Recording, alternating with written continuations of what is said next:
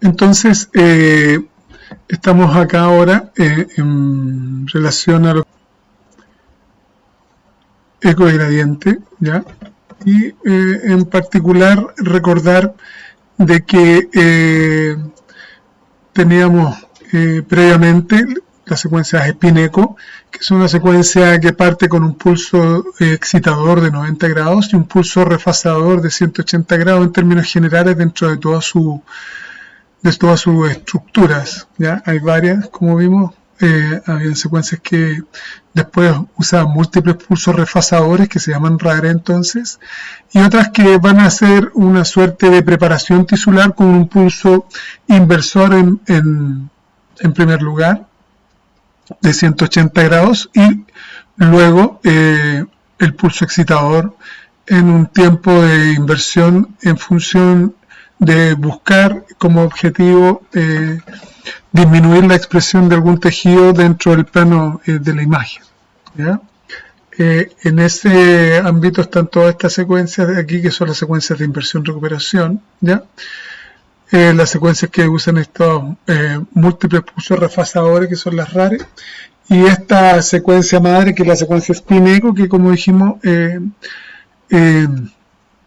ha ido perdiendo valor en términos de que es demasiado lenta, y en la valoración de ciertos fenómenos que son fisiológicos nos quedamos un poquito cortos desde el punto de vista de la resolución temporal que pueda tener esa secuencia, ¿ya? Son muy buenas para ver estructuras, pero se demoran mucho. Entonces, una secuencia ecogradiente en particular,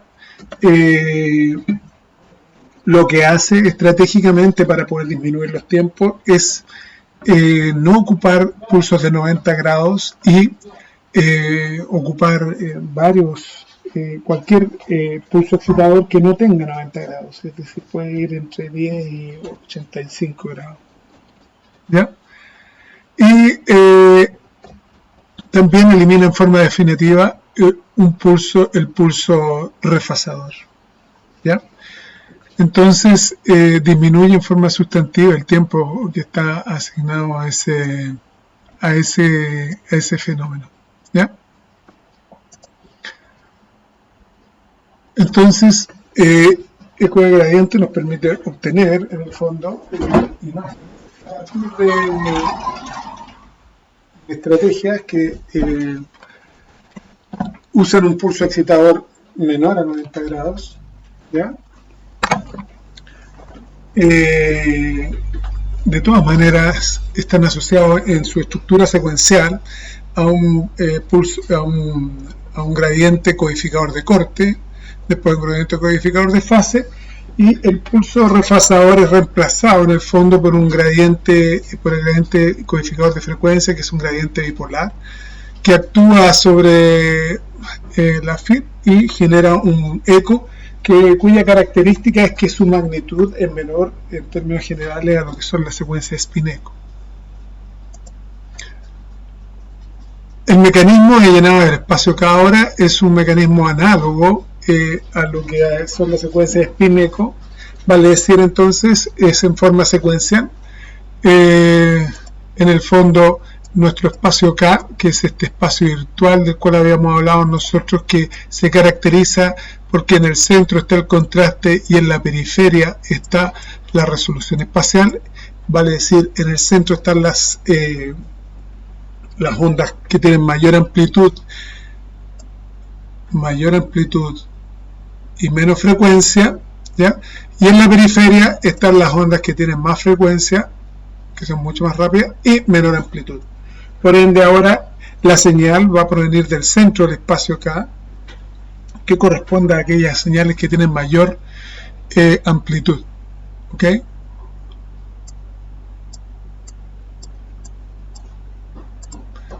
Y este llenado de este espacio será, como habíamos dicho, igual que en una secuencia spin-eco, vale decir en forma secuencial, vale decir línea a línea.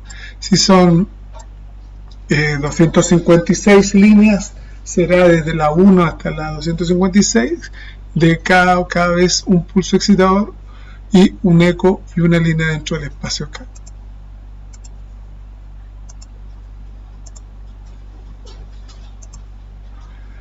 Ahora tenemos nosotros entonces un pulso excitador, ¿ya? Y en forma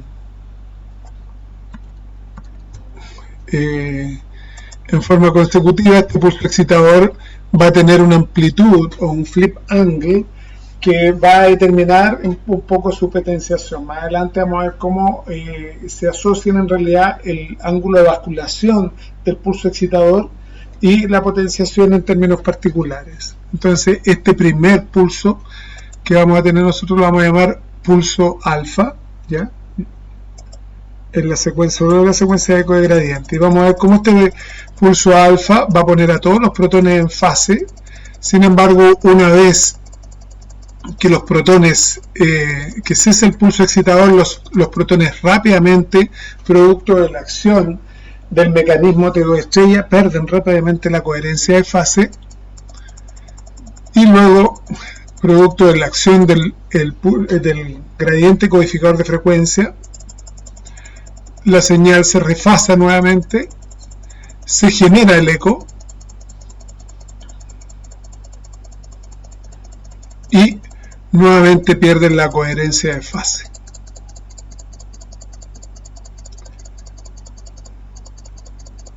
Vemos como ahí vuelven a los protones a perder su coherencia de fase. Entonces, dado que ahora nosotros aplicamos solo un pulso de radiofrecuencia, porque antes aplicábamos dos pulsos de radiofrecuencia, ¿cierto? El pulso excitador de 90 grados y el pulso refasador de 180 grados. Ahora el eco se obtiene mucho más rápidamente, o sea, no es un proceso tan lento, ¿ya? Como resultado ahora vamos a tener que nuestro tiempo de eco, nuestro TE, vamos a concursar a tiempos de eco mucho más cortos. Teníamos que en las secuencias convencionales T1, que eran las que ocupaban un TE más corto, nosotros concursábamos a tiempo de eco bastante corto, 15 milisegundos, pero ahora podemos obtener tiempo de eco mucho más corto, ultra corto incluso.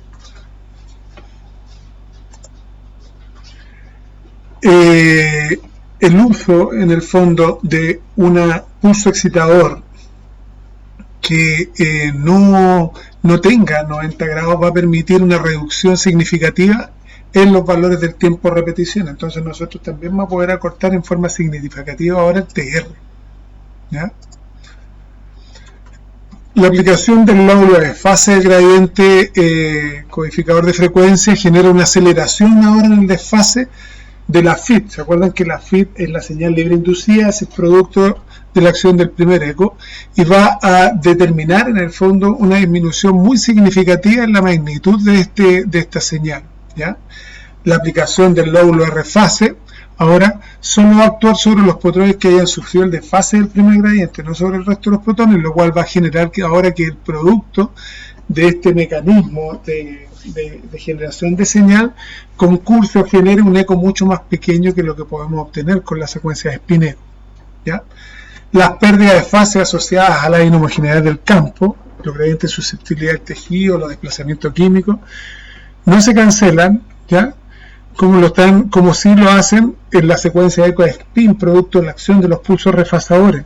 Por lo tanto, el contraste de la imagen no viene determinado en términos prácticos por los tiempos T2 inherentes a cada tejido, sino que están influenciados por las inhomogeneidades del campo y por los factores que generan susceptibilidad magnética de la muestra, vale decir, por los factores que constituyen el T2 estrella, ¿ya? Por ende, en una secuencia de spin-eco uno es capaz de poder valorar y medir el T2 inherente al T2 tisular, es decir, al tiempo de relajación transversal de cada tejido.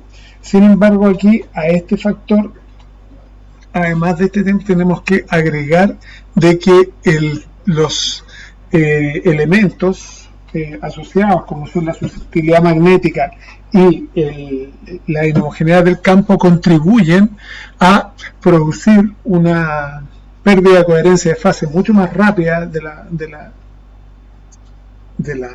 la fase de los protones de la muestra, lo cual determina que lo que uno mide en las secuencias de esta familia de ecogradiente, en realidad, más allá de ser el T2, es el T2 estrella.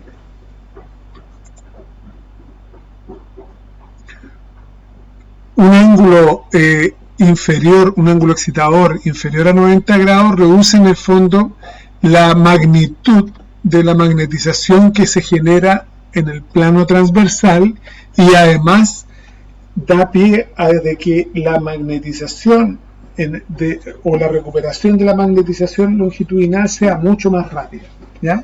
Esos son unos fenómenos que se pueden aprovechar y vamos a ver que se van a dar inherentemente dentro de las estrategias que nosotros vamos a valorar con esta nueva herramienta para formar imágenes.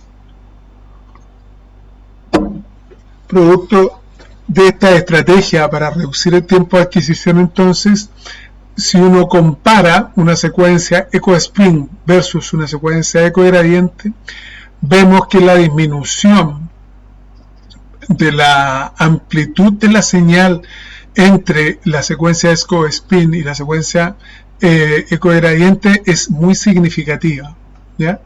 Entonces, si bien es cierto, esto va a generar una diferencia sustantiva en el resultado de la señal, porque en términos de aspecto, una secuencia T2 estrella es como la que vemos acá. Nosotros vamos a ver T2 gradientes después en el futuro, ¿ya? Y vemos que en general mantiene algunas de las características que hacen la forma de la secuencia de eco-spin. Sin embargo, vemos que se reducen en términos de las prestaciones que podemos obtener con esta secuencia. Vemos que la amplitud de la señal es mucho menor, por ende la cantidad de señal que traen los tejidos o que generan los tejidos en este caso son mucho menores, ¿ya? Y vemos que la homogeneidad del campo también es mucho menor o genera mucho mayor cantidad de artefactos dentro de la secuencia, ¿ya? Vemos que la caracterización tisular, por ejemplo, aquí en la fosa media, está bastante deteriorada, y vemos que hay mucha influencia en la interfaz de aire-hueso, generando artefactos de susceptibilidad muy significativo, que altera o deteriora un poquito la valoración de la anatomía que nosotros pudiésemos tener en ese lugar.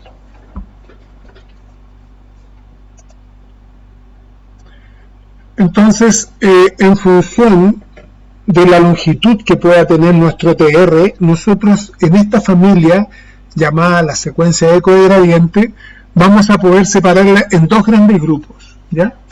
En secuencias eco-gradiente clásicas, ¿ya? Que se caracterizan por ser un poco más lentas, o secuencias eco-gradientes steady state. Y a su vez, dentro de este tipo de secuencia, en función del uso que nosotros le demos a las características que se generan producto de esta disminución tan sustantiva del TR, vamos a tener las secuencias eco-gradientes steady state incoherentes y coherentes. Las vamos a explicar un poquito más adelante. En una secuencia eco-gradiente clásica, el TR por lo general va a ser mayor a 100 milisegundos, y esto permitirá que se recomponga en forma íntegra todo el vector de magnetización longitudinal, ¿ya? Y va a permitir el desfase completo de todos los protones tras el fenómeno excitatorio, ¿ya? La potenciación en esta secuencia eco-gradiente clásico va a depender también de valores que son asociados al TR y al T, pero esta vez vamos a tener un elemento accesorio de potenciación que va a estar asociado al ángulo de inclinación del pulso excitador, que se llama flip angle, ¿ya? Y en ese sentido densidad vamos a poder definir el énfasis que le queramos dar a nuestra secuencia, ya sea T1, T2, densidad protónica, en función básicamente del manejo de este flip angle, y en una menor medida en relación al T. En general, en la secuencia de eco gradiente, en términos generales, vamos a hablar de TR cortos o TR largos. Si el tiempo de TR corto siempre va a ser inferior a 50 milisegundos y un tiempo de TR más largo va a ser mayor a 100 milisegundos. Y tiempo de TE cortos o largos. ¿Ya? El tiempo de TE corto va a ser entre 1 a 5 milisegundos y un TE largo va a ser mayor a 10 milisegundos. En el ámbito de las potenciaciones, mientras mayor es el flip angle, más potenciada en T1 será la imagen, ¿ya? Mientras menor sea el ángulo del flip angle, nosotros vamos a tener la posibilidad de poder potenciar ya sea en T2 o en densidad protónica, dependiendo del TE, ¿ya? ¿Por qué si uno tiene un ángulo de basculación mayor es más fácil potenciar T1 que T2? Porque vamos a tener una mayor recomposición del vector de magnetización longitudinal a mayor flip angle, ¿ya? Si nuestro flip angle es muy pequeño, de 10 o 20 por ejemplo, la recomposición del vector de magnetización longitudinal, vale decir, nuestro T1 va a ser muy pequeño, entonces no lo vamos a poder valorar en forma efectiva, ¿ya? No así en la valoración, por ejemplo, el tiempo de relajación transversal, que flip angle pequeño, vale decir entre 10 y 20 grados, sí van a permitir que nosotros podamos valorar la pérdida de coherencia de fase que se genera en los estudios.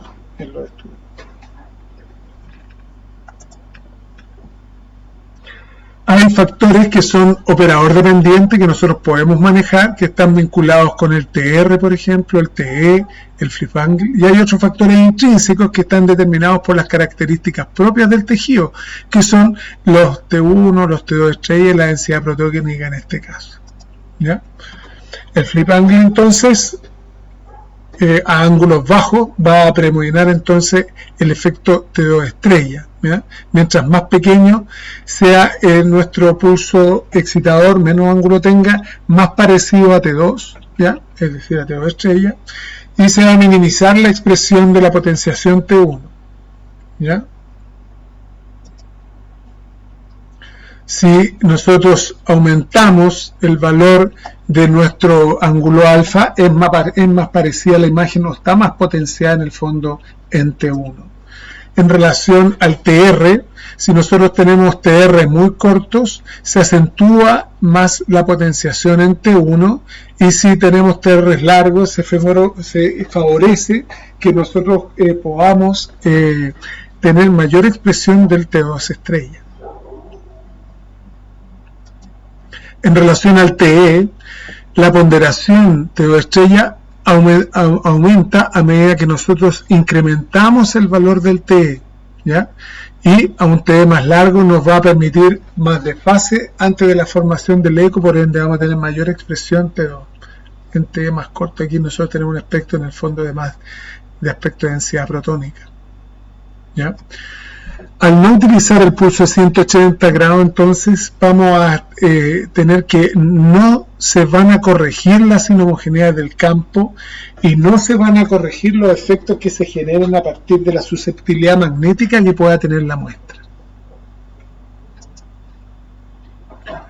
Porque la potenciación verdadera ahora no va a estar asociada al tiempo de pérdida de coherencia de fase asociado básicamente a la constante T2, es decir, la pérdida del 63% del valor de magnetización transversal, sino que va a tener que ver más con la pérdida acelerada del desfase de los protones producto de la intervención o del concurso de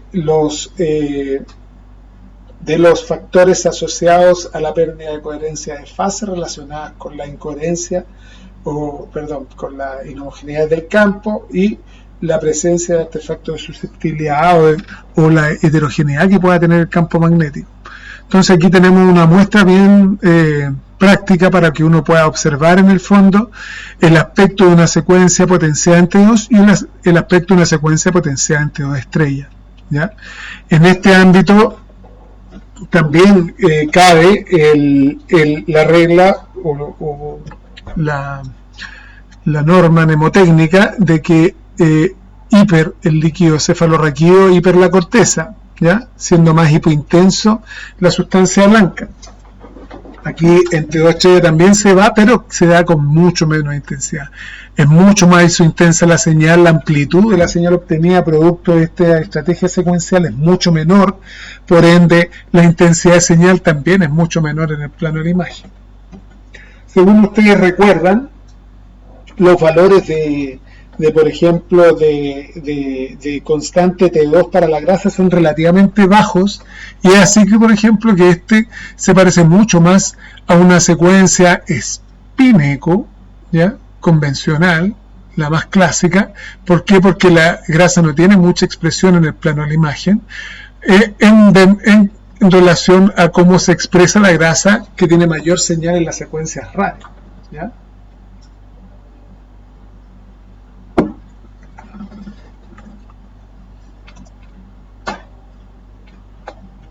En algún minuto, para poder determinar en realidad en forma más fehaciente este aspecto, yo un buen día en 2 sachets de mantequilla, que son grasa en el fondo, metí 2 elementos metálicos, uno diamagnético, ¿ya?, que era mi argolla de matrimonio, ¿ya?, que era oro, y en el otro puse un elemento que se supone que entre para y ferromagnético. ¿Por qué? Porque correspondía a acero quirúrgico, ¿ya? Básicamente esos aceros quirúrgicos que te venden en las plazas a Lucas, que en realidad de acero quirúrgico no tienen nada con ese valor. Es muy caro el acero quirúrgico. Entonces hicimos o valoramos en el fondo una potenciación T1, y vemos que también al potenciar en T1 se expresa muy rápidamente el decaimiento T2, ¿ya? Si yo comparo una secuencia spin-echo versus una secuencia eco-gradiente, el artefacto que se genera producto de la susceptibilidad magnética, cuando existen fuentes de inhomogeneidad en el volumen, son muy significativos, ¿ya? Altera todo el patrón de la imagen, versus que en spin-echo esto se puede controlar. Se fijan ustedes, es mucho más controlable el artefacto, no así lo que estábamos observando en una secuencia eco-gradiente. Y en una potenciación T2 estrella vemos que en realidad el ámbito ambos tienen mucho mayor sensibilidad a las inhomogeneidades que pueda presentar el campo, ¿ya? Hay una pérdida muy sustantiva en la señal. Entonces, los tips que uno tiene para caracterizar desde el punto de vista, estratégico, ¿ya?, es que ángulos superiores a 40-50 grados potencian en forma más frecuente T1, ángulos menores entre los 5 y 30, 5 y 40 grados pueden potenciar T2. El flick angle pequeño dan origen a radiofrecuencias de corta duración, por ende nosotros vamos a disminuir en tiempo significativo los tiempos de adquisición, y eso va a permitir en algún minuto que nosotros podamos tener sensibilidad sobre ciertos fenómenos que son fisiológicos, por ejemplo, congelar la respiración o el latido cardíaco, que es lo que persiguen este tipo de secuencias, ¿ya? Se ahorra el tiempo del pulso de 180 grados porque no lo tenemos, y no requiere entonces NTTR largo. Normalmente en este tipo de estrategia nosotros podemos llegar a alcanzar un corte por segundo, lo cual es relativamente bueno para poder determinar y poder hacer una valoración, como decíamos, de acuerdo a algunos fenómenos fisiológicos, y también va a permitir una disminución en forma significativa del depósito calórico al no tener TR tan largo, ¿ya?, ni TE tan largo.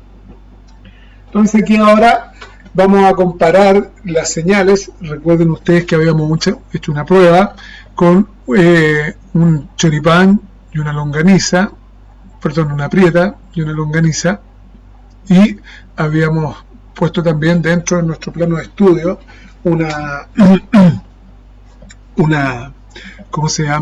un poquito de agua destilada dentro de un tubito, ¿ya?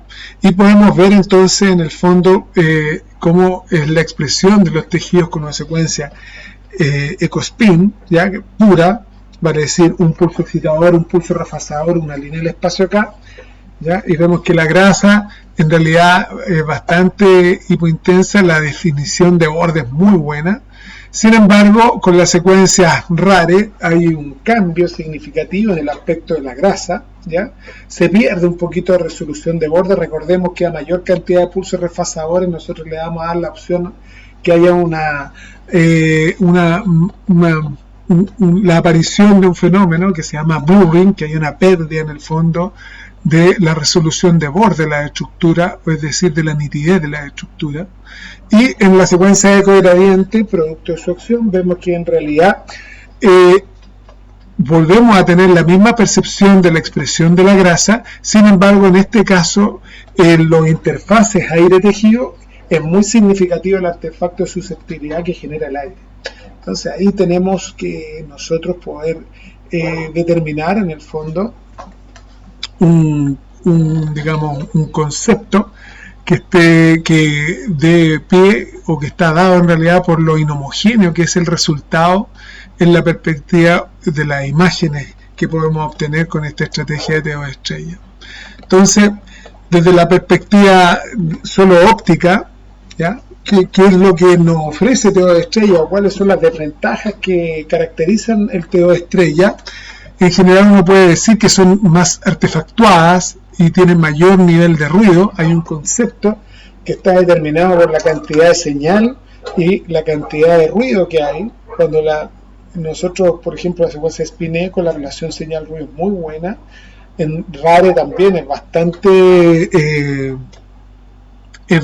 significativa la magnitud de la señal, y aquí en la secuencia de ecogradiente se nos cae un poquito la señal, entonces uno lo tiene que considerar a la hora de ocupar esta estrategia, ¿ya? Vale decir, la relación señal-ruido es más bien baja, y al no corregir la inhomogeneidad del campo, son más sensibles los cambios de susceptibilidad que tenga la muestra. Si uno ve, por ejemplo, en la resolución de borde, aquí hay una pérdida significativa de las características que tenga la imagen. Se fijan acá, podemos ver que hay algunos artefactos, y aquí en las interfaces de aire-tejido, aire o líquido-líquido, como es lo que pasa en este caso, vemos que hay un tremendo artefacto muy significativo en relación a las estructuras que están relacionadas con ese contexto. Pero ahora comparativamente, si uno mira, por ejemplo, una secuencia T2 versus una secuencia T2 estrella, y lo pongo mano a mano y trato de hacer una valoración desde el punto de vista óptico, ¿cuál es la utilidad? En realidad me pregunto en función de poder discriminar qué me permite generar desde el punto de vista objetivo una secuencia que me ofrezca menos amplitud de señal. ¿Cuál es el aporte que me puede hacer para yo poder tenerla y considerarla dentro de mi batería de imágenes que puedo hacer, ¿ya? Durante un procedimiento? Y la respuesta es mucho más sencilla de lo que parece. En particular, como las secuencias de ecogradiente carecen de pulsos refasadores, entonces todos aquellos elementos que generen susceptibilidad de campo o alteraciones en la homogeneidad de campo van a tener una mayor expresión dentro del patrón de la imagen generada.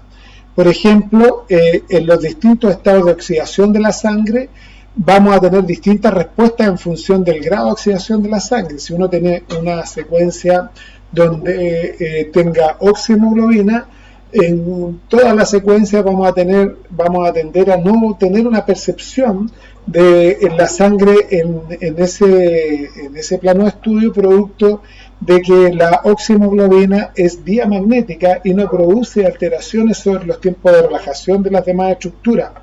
Además, recordar que producto de que la sangre se mueva a bastante velocidad dentro del cerebro, ¿cierto? Nosotros tenemos que dentro de los vasos del polígono de Willis, por ejemplo, la sangre se debe mover a unos 60 centímetros por segundo, ¿ya? Y es así entonces de que cuando uno evalúa un vaso, ¿cierto? La sangre va y tiene cierta velocidad dentro de ese vaso, ¿cierto? Nosotros establecemos un plano de corte donde vamos a considerar cortar un vaso en forma ortogonal o en forma longitudinal, ¿ya?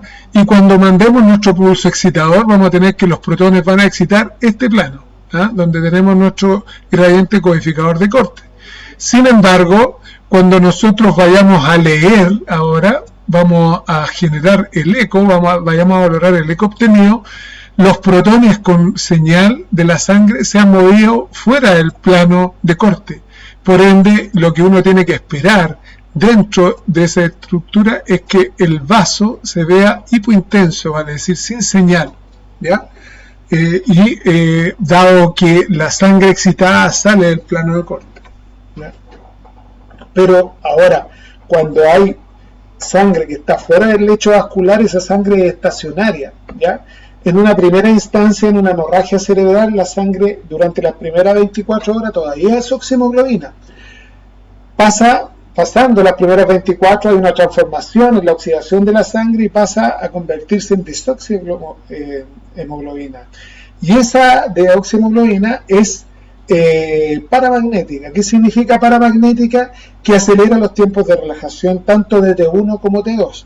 Si yo tengo la sangre en T1 y tengo una aceleración en los tiempos de relajación, que también va a pasar con la metahemoglobina, por ejemplo, y la hemosiderina, ¿ya? Va a generar en el fondo de que el comportamiento, en este caso en T1, al disminuir el tiempo de relajación, va a hacer que la estructura se vea más brillante. Por ende, la sangre ahora nosotros la debiéramos ver hiperintensa en una etapa subaguda, ¿ya? Vale decir, después del primer día, dentro del patrón de la imagen, ¿ya? Y en una secuencia ecogradiente la debiéramos ver más hipointensa, ¿ya? Y es así entonces que tenemos esta herramienta que podemos ocuparla para poder determinar la existencia o no de algún tipo de alteraciones en el parénquima cerebral en un paciente, por ejemplo, en este caso que tenía cavernomatosis múltiple y que había sangrado, ¿ya? Vemos que con la secuencia convencional T2 nosotros teníamos la posibilidad de observar solo una gran lesión ya en el parénquima.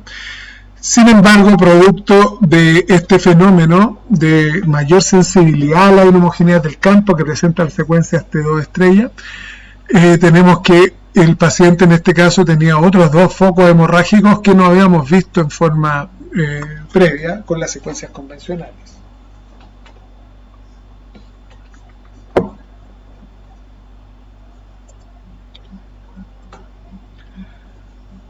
Entonces, en una secuencia ecogradiente, en una secuencia spin-eco, en una gradiente clásica,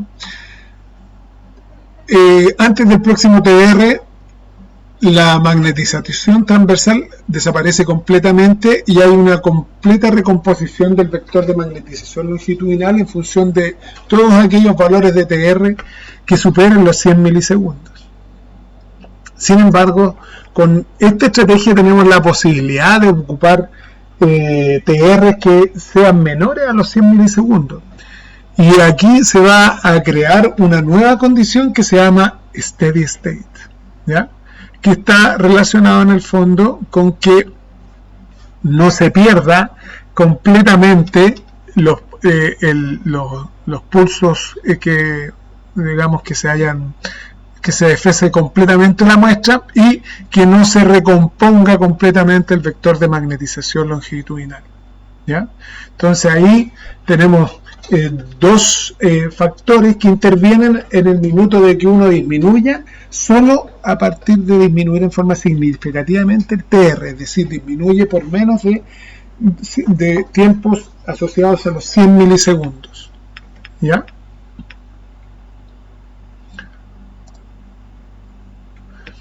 A este steady state también lo vamos a conocer como estado estacionario, ¿ya? Cada voxel va a poseer una magnetización residual que va a tener una componente longitudinal y una componente transversal, ¿ya?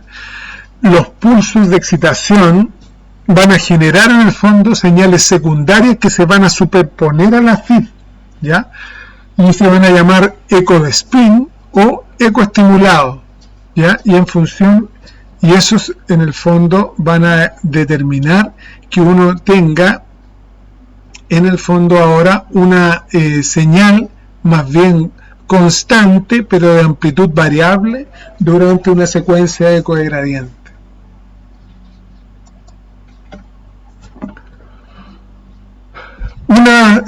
Un eco de spin surge de la acción de dos pulsos de radiofrecuencia, ¿ya?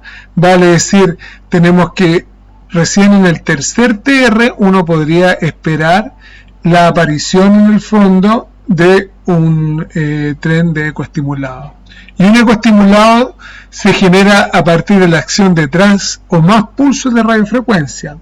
Vale decir, un eco estimulado en el fondo aparece recién después del tercer tiempo ETR, ¿ya? Después de del tercer valor de excitación. Aquí entonces en la gráfica nosotros tendremos los tres pulsos, 1, 2, 3, ¿ya? Son distintos pulsos de excitación en el tiempo, ¿ya? Esos son los ecos de spin primario, ¿ya? Y tenemos un eco de spin secundario acá, ¿ya? Y acá. Y un eco estimulado que está relacionado con este que está acá, ¿ya? Entonces, ¿cómo se superponen esto?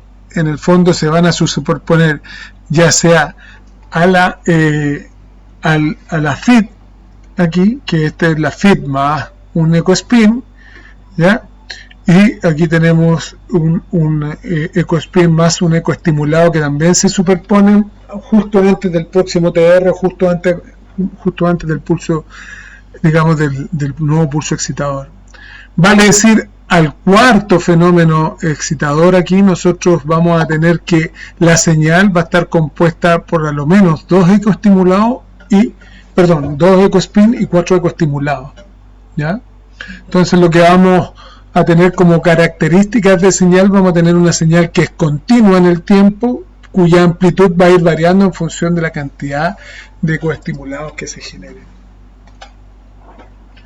Ahora, ¿cómo ocupamos este fenómeno o cómo hacemos para potenciar y obtener imágenes que nos puedan permitir, en el fondo, obtener una potenciación que nosotros busquemos dentro del plano de la imagen, ¿ya?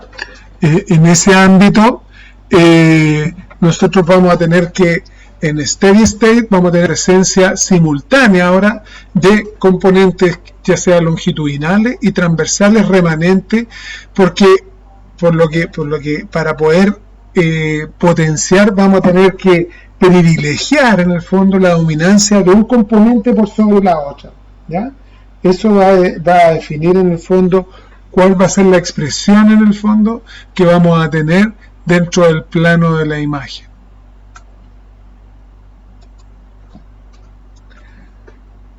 Al manipular en el fondo el tiempo, la fuerza y la duración de los gradientes, es posible refasar la FIT, los ecos secundarios o ambos, ¿ya? Las secuencias eco de gradientes y que van a generar señales van a estar determinadas en realidad por si nosotros refasamos los ecospin y la FIT, o si refasamos los ecoestimulados, o si tomamos señal de ambos, ¿ya? En forma independiente o sumado a la FIT, o sumado solo a los ecos remanentes en forma de una estrategia que permita balancear la señal de ambos y poder generar una señal, ¿ya? Entonces, si uno refasa las señales, ¿ya? Puede ser la FIT sola, ¿ya? O pueden ser los ecoestimulados y los spin ecos solos, ¿ya? Y eso va a tener un nombre genérico. Si es la FIT sola, se va a llamar Steady State Free Precession FIT, ¿ya? Si tenemos que los ecos remanentes solo se refasan y se consideran para generar la señal, vamos a tener Steady State Free Precession Echo, ¿ya? Estos de la señal de la FIT sola se van a llamar FIPS, GRASS o FA-FILECO en función de la marca de equipo que ustedes tengan, ya sea Siemens en este caso, General Electric o Philips, ¿ya? Y la señal solo de los ecoestimulados va a estar relacionada con señales que nosotros los vamos a conocer como PSIF, por ejemplo, en Siemens, State Free Precision en General Electric y T2 FA-FILECO en Philips, ¿ya? Ahora, si uno considera la FIT más los ecoestimulados en forma separada o combinada, ¿ya? Vamos a poder tener DES o MENSA en función de Siemens, ¿no? Y si tenemos los ecos balanceados, es decir, la FIT más los ¿cómo se llama? Más los spin eco y los ecoestimulados juntos, ¿ya? Vamos a tener las secuencias TrueFISP en Siemens, Fiesta en General Electric y Balanced FA-FILECO en Philips, ¿ya? Es como difícil un poco entenderlo así de una primera, pero lentamente nos vamos a ir internalizando para poder facilitar la comprensión de este tipo de secuencia. La otra forma que tenemos nosotros para poder generar señales es considerar o eliminar el aporte de los ecos remanentes, ¿cierto? Entonces uno podría, en ese caso se divide en secuencias ecogradiente incoherentes, que son aquellas donde se destruyen los remanentes de magnetización transversal, vale decir, los ecospin y los ecoestimulados, y solo se construye, y la señal solo está construida por la FIT, ¿ya? O la secuencia de eco de gradiente coherente o balanceado, en las cuales se busca entonces maximizar la componente transversal, refasarlo y que sean un aporte a la potenciación. Aquí tenemos una tabla como de nomenclatura que trata para referir todas las secuencias ecogradientes, y vemos que en realidad no se han puesto muy de acuerdo los fabricantes respecto a cómo relacionarse, lo cual hace mucho más difícil que uno pueda poder determinar o entender los alcances que tenga cada caso. Entonces las secuencias genéricas, ya que son las secuencias ecogradiente clásicas, se van a llamar en Siemens secuencia ecogradiente o GRE, en General Electric igual, GRE, ¿ya? Sin embargo en Philips se llama FA-FILECO. Yo no sé si en el mercado nacional hay equipos Hitachi, por ejemplo, o equipos Toshiba, que ahora es Canon, ¿ya? Porque Canon se compró Toshiba. Y la gran novedad que tuvieron los equipos Canon es que Toshiba está desarrollando un equipo de resonancia insonoro, es decir, que no metiera tanto ruido como meten los gradientes y los relés al generar el pulso electromagnético. Y lo lograron, y ese es como el gran aporte. Sin embargo, es un aporte que todavía nosotros no conocemos, no manejamos. No hay en el mercado un equipo silencioso todavía que nos permita hacer estudios, por ende yo desconozco en el fondo si existen equipos que sean de la marca Toshiba en el mercado nuestro. Tenemos las secuencias que destruyen la magnetización residual, se llaman RF Spoiler Gray, ¿ya? Y en Siemens se van a llamar Flash, en General Electric SPGR y en Philips T1 FA-FILECO. Vamos a tener las secuencias que usan la FIT refasada, ¿ya? Y estos se van a llamar la FIT más un eco, ¿ya? Se van a llamar FISP, GRASS o FA-FILECO. Vamos a tener aquellas que ocupan los ecos refasados, ¿ya? Se van a llamar PSIF, Steady State Free Precision, T2 FA-FILECO, ¿ya? Ahora vamos a tener la secuencia ecogradiente coherente o balanceada, que van a ocupar la FIT más los ecos refasados, y ahí se van a llamar TrueFISP, Fiesta o Balancea FA-FILECO, o aquellos, por ejemplo, coherentes balanceados que usen una excitación dual, que se van a llamar CIS en Siemens y Fiesta C en General Electric, que nos van a servir para hacer estudios de cóclea. Lo vamos a ver a continuación. Todo esto lo vamos a ver a continuación, ¿no? O vamos a tener aquellos que son secuencias de eco de gradiente coherente, usando en forma combinada la FIT y los ecos, ¿ya? Es decir, la FIT genera una señal y los ecos generan otra señal, y estas se combinan para construir una señal, una sola señal al final de cada, construyendo un solo espacio K, y esa se llama DES, doble eco steady state, o MENSA en General Electric, ¿ya? O vamos a tener también que nosotros, a partir de que estamos ocupando solo la FIT, podríamos pensar en realidad que lo que estamos usando es solo poder potenciar en la recomposición del vector de magnetización longitudinal, pero esto no es así, porque hay algunas secuencias de spoiler que usan una combinación de múltiples FIT que permiten potenciar o tener un aspecto de T2 estrella, ¿eh? de T2 gradiente, y ahí tenemos las secuencias que vamos a llamar MEDIC o MERGE o M-Fafileco en Philips. Algunas secuencias que son híbridas ahora, ¿eh? Que son secuencias ultra rápidas o ultra fast gradient, que es la combinación en el fondo de una característica de la familia de los eco spin, asociándola a las secuencias eco de gradiente, ¿ya? Que es el caso, por ejemplo, de las secuencias Turbo Flash, ¿ya? En 2D, y MP-Rage en 3D en Siemens, o Fast Gradient en 2D y Bravo en General Electric, o Turbo Flash Echo en Philips, y 3D T1 Fafileco en 3D, ¿ya? O algunas que son con variaciones de los gradientes que están asociadas en el fondo a las secuencias Vive en ¿cómo se llama? En Siemens, Lava o Fame en General Electric, o Drive en Philips, y otros gradientes que son spin eco, pero que se combina la señal con la secuencia de gradiente y que son de poca expresión en términos generales dentro de las distintas marcas. Entonces ahora vamos a ver las secuencias que habíamos hablado, que destruyen la magnetización residual con un spoiler, ¿ya?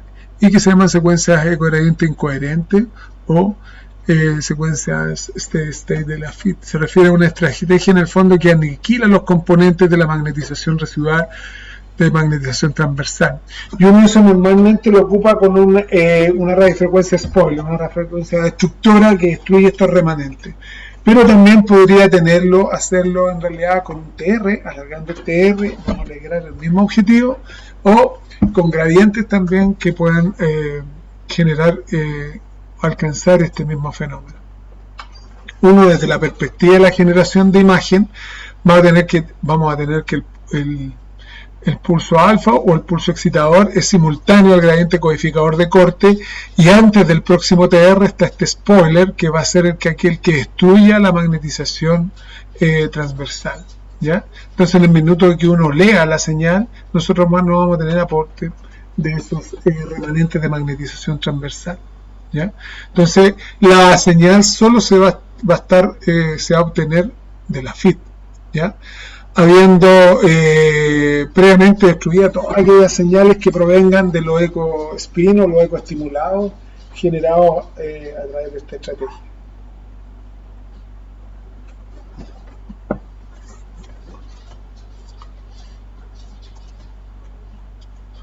Al eliminar la componente del estado estacionario, solo la componente longitudinal teóricamente afecta la señal, vale decir, en Flash o SPGR lo que nosotros normalmente vamos a valorar es una recomposición del vector de magnetización longitudinal. Por lo tanto, esta técnica se presta en forma muy eficaz para la reducción de los tiempos y la eliminación del componente T2 estrella y aumento en el fondo de la ponderación T2. Y así entonces que en función de este spoiler que estamos agregando en el gradiente, recuerden siempre, ¿dónde va este spoiler? En el gradiente codificador de corte, justo antes del próximo pulso excitador, ¿ya? Entonces, en ese ámbito, el nombre de esta estrategia es Flash en Siemens, SPGR en General Electric, T1 Fast-Field Echo, ¿ya? Y corresponde en el fondo a una secuencia spoiler, una gradiente spoiler donde se destruye la magnetización residual. ¿Cómo logramos entonces potenciar en gradiente? Uno podría pensar que como solo ocupa el vector de magnetización longitudinal en la generación de la señal, uno pudiese pensar que solo potencia T1.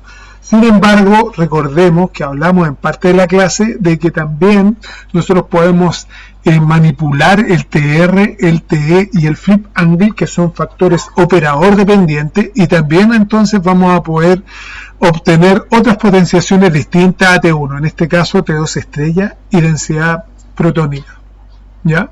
Nosotros vamos a tener que obtener T1, ¿ya? Uno habla de weighting como T1 pesado, vale decir, T1 pesado está relacionado con la menor influencia posible del fenómeno T2, ¿ya? Como aquí tenemos radiofrecuencias de spoiler que van a destruir la magnetización residual transversal, tenemos que aquí hay una disminución sustantiva de la expresión de la magnetización residual. Entonces, en este caso, tenemos que el TR va a ser entre 5 y 10 milisegundos, el TE corto entre 2 y 5 milisegundos, y el pulso alfa es un pulso alfa normalmente intermedio entre 30 y 50 grados. ¿Ya? Eso nos va a dar una muy buena imagen en T1. Sin embargo, nosotros también podemos obtener densidad protónica a través de alargando un poco nuestro TR, ahora entre 100 y 400 milisegundos, ¿ya? Manteniendo entre 2 y 5 milisegundos nuestro TE, ¿ya? Y disminuyendo nuestro flip angle a 5 a 20 grados, ¿ya? Y podemos obtener una mejor expresión de T2 estrella alargando el TR entre 200 ahora y 800 milisegundos, manteniendo o alargando el TE también entre 20 y 50 milisegundos y manteniendo el flip angle, ¿ya? Entonces, uno puede tener una secuencia eco de gradiente spoiler, ¿ya? Con un aspecto ya sea normalmente T1 o potenciada en T2 estrella, ¿ya? En función de aquellos valores que nosotros tengamos para potenciar. En el fondo, con tiempos, con un ángulo grande, intermedio mayor a 40, entre 40 y 50, normalmente vamos a tener un aspecto de esta imagen. Entonces, recuerden ustedes de que teníamos una regla mnemotécnica para poder reconocer la secuencia T1 independiente de la estrategia que ocupáramos para potenciar, ¿ya? Las imágenes T1 se caracterizan porque el líquido cefalorraquídeo es hipointenso y la corteza es hipointensa. La grasa aparece hiperintensa en T1. ¿Ya? ¿Por qué? Porque tiene un tiempo de relajación corto que entrega fácilmente la señal, por ende aquí la sustancia blanca nosotros vamos a tener harta mielina, la mielina es grasa, bastante mayor señal que en el líquido cefalorraquídeo o que en los fondos neuronales donde predomina ¿cómo se llama? El líquido intracelular o el contenido de agua intracelular, ¿cierto?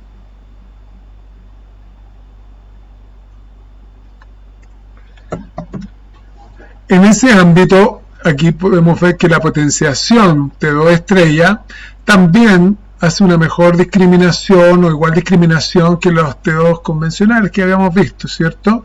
El agua es más hiperintensa, la corteza es hiperintensa y la grasa o la mielina hipointensa es la sustancia blanca, ¿ya? Entonces ahí tenemos la posibilidad en el fondo de poder tener diferencias en la potenciación a partir de que nosotros vamos manipulando los factores de flip angle, TR y TE. el mecanismo de llenado del espacio K ahora es mucho más rápido que en una secuencia spin echo y se va a llenar en forma secuencial, entonces línea a línea, una línea tras otra, ¿ya? Desde que se inicia la adquisición hasta que se termina la adquisición.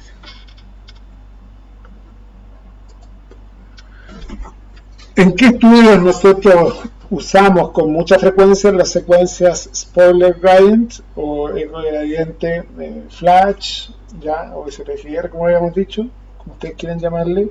En general me gusta que llamémosla por el nombre del fenómeno, ya, no por una denominación de marca, ya. Para mí sería mucho más fácil, por ejemplo, yo hubo más Siemens y General Electric que otras marcas, entonces llamarla por la nomenclatura que ocupan aquellas marcas, pero aquí me interesa que ustedes la conozcan como la secuencia, como los estudios spoiler gradient, que son realmente el fenómeno que está pasando, es decir, un spoiler está destruyendo la magnetización residual.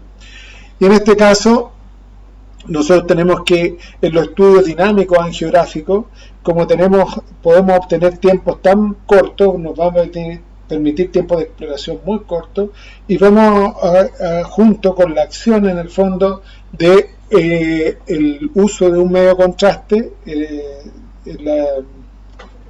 de carácter endovenoso, podemos visualizar en el fondo la arquitectura vascular a través de una reconstrucción que se llama de máxima intensidad de proyección y que nos va a permitir valorar la indemnidad de los vasos.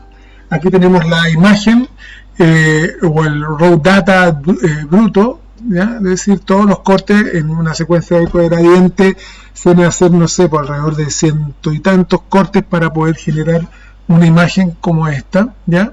Y todo depende de un poquito del más sencillo de procesar que las señales que se generan en tomografía computada con ¿cómo se llama? Con contraste es un poquito más fácil, pero es un poquito más operador dependiente, es decir, la calidad que pueda tener el estudio obtenido va a depender básicamente un poco del expertise que tenga el operador, ¿ya? También vamos a tener que en estudios abdominales, por ejemplo, con o sin contraste y con o sin saturación de grasa, nos puedan definir la apreciación que uno puede hacer de este tipo de secuencia, ¿ya? Hoy esta secuencia flash o SPGR se ocupa mucho menos producto de la intervención de nueva tecnología o de de que hay un progreso sustantivo o avance sustantivo en la generación de señales a partir de las herramientas computacionales con las que contamos hoy en día, ¿ya? Las desventajas que tiene spoiler gradient, que en el fondo hay un aumento o una disminución de la intensidad de señal producto de las inhomogeneidad del campo, entonces no vamos a tener una señal tan alta como tenemos una secuencia de EcoSpin, y obviamente todas las secuencias van a tener una influencia muy marcada en los artefactos de susceptibilidad. Entonces, si nosotros estamos trabajando en un área donde hay una prótesis, un elemento metálico o algo que deteriore en forma muy significativa la señal y deteriore la homogeneidad del campo, vamos a tener que el impacto que se genere va a ser muy significativo en la imagen, ¿ya? Además, vamos a tener que se va a generar un aumento en un fenómeno que se llama el desplazamiento químico, que está determinado básicamente porque cuando uno tiene agua y grasa, el agua en realidad corresponde a un solo protón, ¿cierto? O a un radical hidroxilo que está vinculado, ¿ya? ¿Cierto? Un radical hidroxilo, ¿ya? Que está relacionado con un entorno electrónico más bien pobre, ¿ya? Que va a generar un pequeño campo magnético electrónico que se opone al campo magnético principal a modo de paraguas.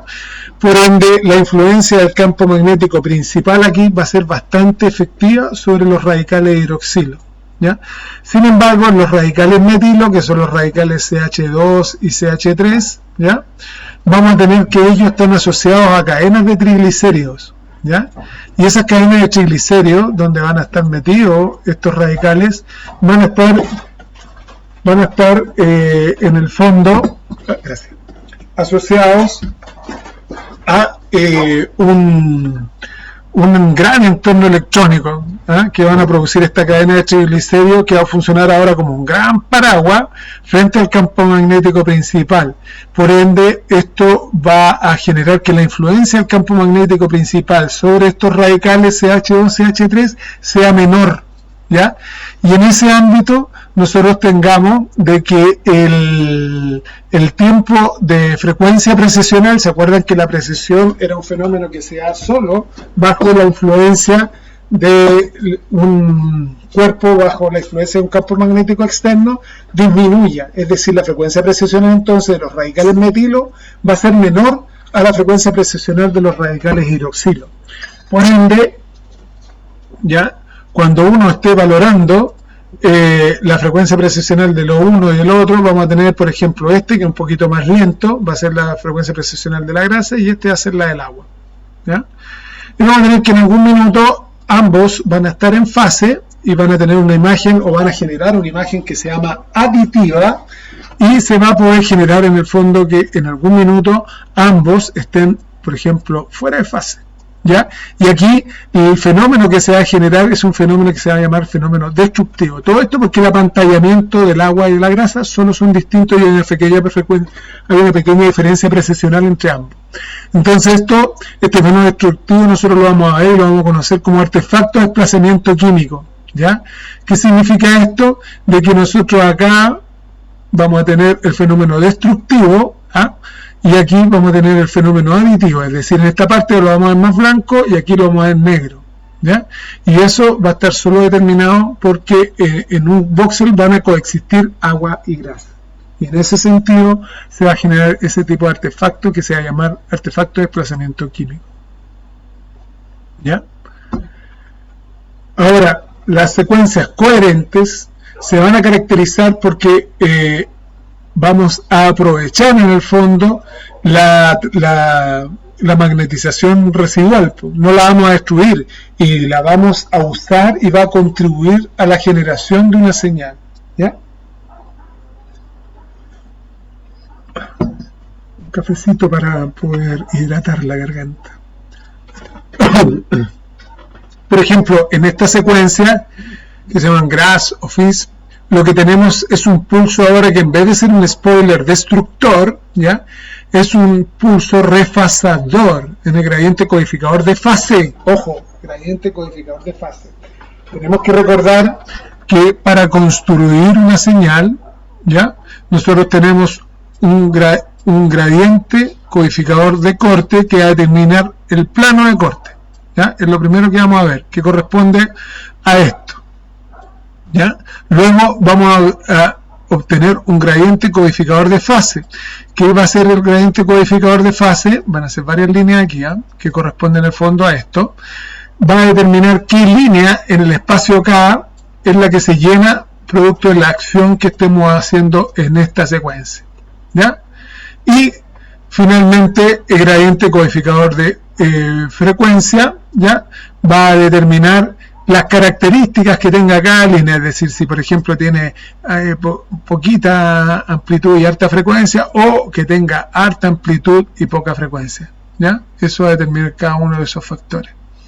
En este caso, el pulso refasador o el gradiente refasador va a estar superpuesto al gradiente codificador de fase, ¿ya? Y eso va a permitir en el fondo evitar o ayudar a que se preserven estas señales de magnetización transversal residuales, ¿ya? Es decir, en este esquema no las vamos a destruir, las vamos a aprovechar y las vamos a usar.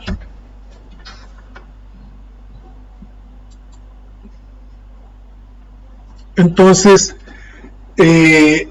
dentro de las más básicas de todas las gradientes coherentes, vamos a usar la gradiente steady state coherente, ¿ya? Steady state es porque está relacionado con que la duración del TR es menor a 100 milisegundos. Es coherente, ¿por qué? Porque no destruimos la magnetización residual, y en este caso vamos a hablar de la FIT refasada. Solo se va a refasar la FIT, ¿no? O son las señales que se superponen a la FIT. Y esta es una de las más básicas, ¿ya? Solo se refasa el eco secundario que está asociado a la FIT, y la gradiente de frecuencia se extiende en el fondo para desplazar los remanentes de eco fuera de la ventana de muestreo, ¿ya? Y en el fondo obtenemos una señal que va a llamarse FISP en Siemens, GRASS y FA-FIL-ECO en Philips, ¿ya? ¿Cómo obtengo entonces esta señal? ¿Ya?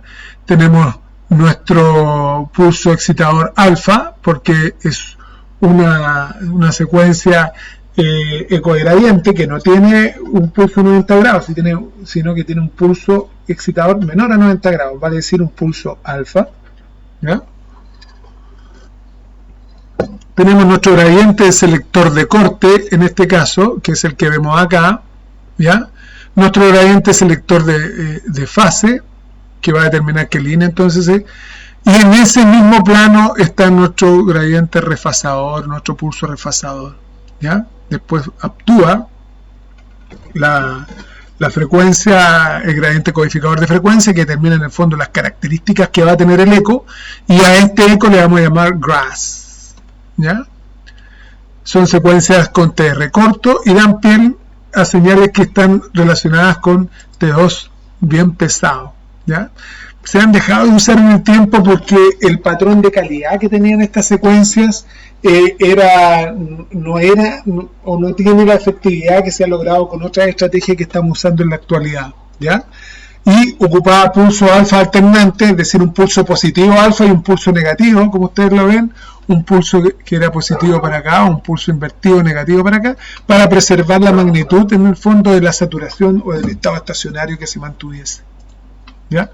Esto da pie a estrategias que nos permitían ahora construir imágenes 2D y fundamentalmente imágenes 3D, porque antes para poder tener una imagen 3D con RARE teníamos que hacer secuencias que ocupaban mucho tiempo. Ahora con esta secuencia ocupaba un poco menos de tiempo, ¿ya?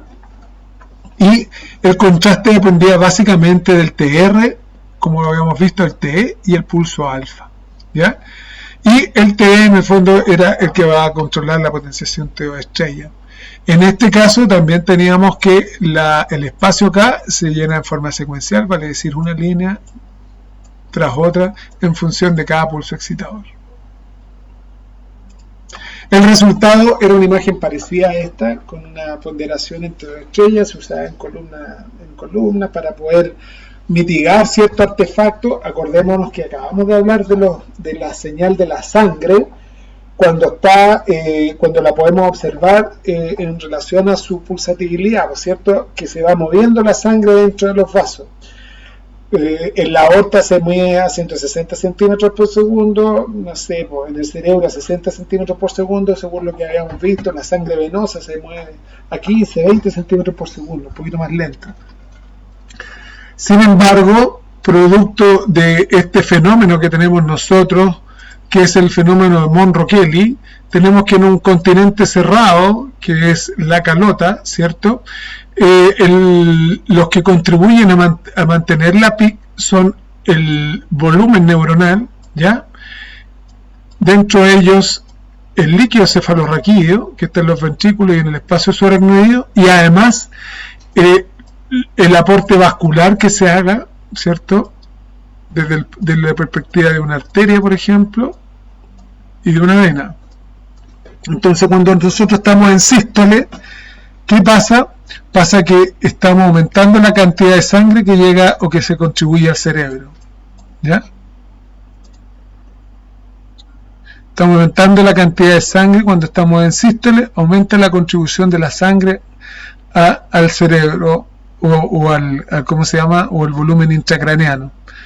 Entonces, para poder compensar esto en sístole, lo que hace el sistema es sacar líquido cefalorraquídeo. ¿Cómo lo saca?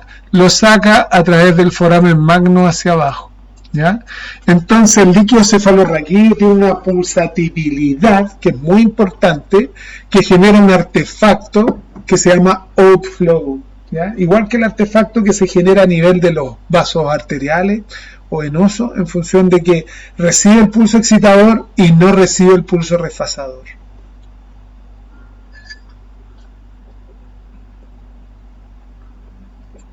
Entonces, en busca de tratar de como hay una pérdida muy significativa de señal a nivel del líquido cefalorraquídeo, se buscaban estas estrategias que permitieran preservar la señal del líquido cefalorraquídeo, y con FISP se lograba en el fondo un poquito ese fenómeno. Ahora, a partir de que nosotros cambiáramos la expresión o la relación de valores del TR, nosotros podíamos cambiar completamente el aspecto de la señal, ¿ya? Con TR corto nosotros vamos a tener una expresión del TO de estrella, sin embargo con TR largo nosotros vamos a tener la expresión de T1, ¿ya?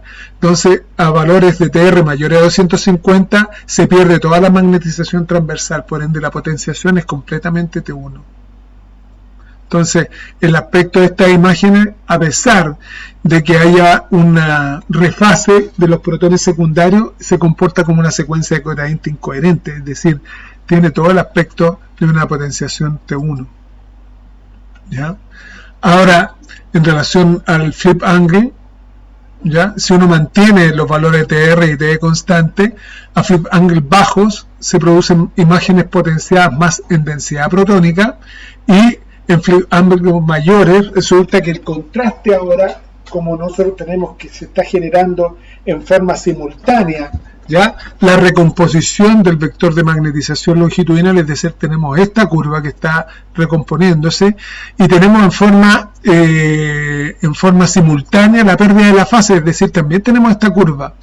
Y en esta estrategia ambas, ¿ya?, van a tener expresión, tanto T1, ¿ya?, como el T2.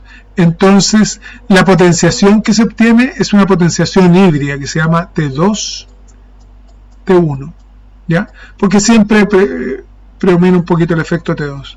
Y en ese aspecto, entonces, cuando tenemos flip angle mayor a 45 grados, resulta en el fondo en un contraste donde es sensible a esta relación T2-T1 que podemos obtener de los tejidos, ¿ya? Como les digo, estas son secuencias que han caído en desuso. Actualmente nosotros tenemos muy poquitas secuencias, ¿ya?, salvo las secuencias angiográficas que puedan ocupar flash para generar imágenes. Ya no tenemos secuencias de estas secuencias coherentes FISP, ¿ya?, de la primera pata, es decir, solo con los gradientes, solo con la FIT y los ecos remanentes asociados a la FIT refasado. Lo que sí tenemos es que tenemos un incremento sustantivo en términos de que nos ha permitido mucha mayor resolución temporal y nos permite, a través de otros mecanismos como son el corregistro cardíaco, por ejemplo, o respiratorio, obtener muchas mejores potenciaciones, muchas mejores valoraciones de algún tipo de patrón fisiológico que no era factible de poder valorar antes con las secuencias convencionales. Y ahí tenemos, por ejemplo, estas secuencias que se llaman ecogradientes balanceadas, ¿ya? En las gradientes balanceadas nosotros refasamos los componentes de la FIT y también de los ecos remanentes, es decir, los ecos que se superponen a la FIT y los ecos remanentes, ambos son refasados. Y la señal ahora es un solo eco, pero que se obtiene combinando ambas señales con un solo eco sol en el centro de cada TR, ¿ya? Entonces vamos a tener que en este tipo de estrategias se va a producir una señal producto de la FIT más los ecos que se superpongan acá, y otro de los ecos remanentes antes del próximo TR, ¿ya? Pero ambos van a generar, entre ambos, se van a combinar y van a generar un solo eco en el centro del intervalo del TR entre un pulso excitador y el otro. A este tipo de secuencia se llama eco de gradiente coherente balanceados, ¿ah? o ¿cómo se llama? Según la nomenclatura de Siemens, Truffis, la de G Fiesta y la de Philips, balanceado Fast-Field-Eco. Entonces ocupa pulsos de refase alrededor de los tres ejes del espacio, y balanceado significa que el desfase neto que genera cada gradiente la acción de cada gradiente, vale decir el gradiente generador de corte, fase y frecuencia, cada uno de ellos genera un desfase sobre el voxel. Se anula producto de estos pulsos refasadores. Entonces lo que se obtiene es un gradiente balanceado de alta señal, ¿ya? La señal que obtenemos con esto es muy interesante, tiene una alta relación T2T1, ¿ya? Y permite el llenado del espacio acá, igual como en toda la secuencia, en forma secuencial, ¿ya? Esto no se les tiene que olvidar nunca, porque pregunta de examen de grado probablemente, ¿ya? Cómo se llena en este tipo de secuencia. Entonces, en las secuencias balanceadas, nosotros lo que tenemos las trufis en este caso, lo que tenemos, con lo que contamos con un pulso excitador, un gradiente de selección de corte, ¿ya? Ambas señales, las provenientes de la Friedman, los ecos y los ecos remanentes, son refasados y se obtiene un solo eco en el centro de cada TR, ¿ya?